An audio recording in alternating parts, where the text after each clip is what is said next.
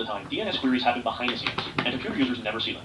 However, we can use a tool called dig to perform DNS lookups manually. Awesome. Here I am in the terminal window on a Mac. I'm going to go ahead and use the dig command line. Handstands. Let's first just go ahead and type dig www.lynda.com, the example we were talking about earlier. I'm going to go ahead and hit enter, and then I see some cryptic results here, but there's some important information buried in. First, in the question section here, we can see that I asked for the IP address for www.lynda.com. Then the DNS server provided this answer section, and down here you can see the IP address for lynda.com, 192.229.162.23.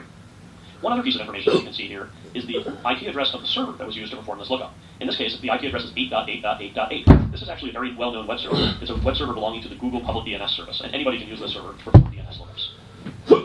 One last quick note. Some content filtering tools alter DNS lookups to prevent users from accessing undesirable websites. Those filters work by simply providing incorrect answers to DNS queries for those undesirable sites. If your organization uses this content filtering approach, you also need to make sure that you block outbound DNS requests sent to other organizations' DNS servers. The Google Public DNS server that I use in this example is just one of many publicly available DNS servers. If I run a network that used DNS-based content filtering, but didn't block outbound DNS, I could simply change the DNS server in my network and remove the content filtering system entirely. IP addresses may uniquely identify each system on a network, but those systems may be responsible for running many different services. That's where network ports come into play. Network ports are particular locations on a system associated with a specific application.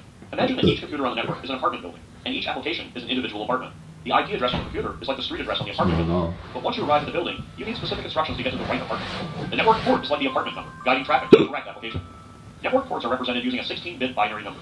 When we write that out in decimal form, we have 2 to the 16th power, or 65,536 possible values. Just as with IP addresses, we start counting at 0, so port numbers may range from 0 to 65,535. Different ranges of ports are used in different ways. Ports between 0 and 1023 are known as well-known ports. These are reserved for common applications and are assigned by Internet authorities. Using well-known ports ensures that everyone on the Internet will know how to find common services on a system, such as web servers, email servers, and other commonly used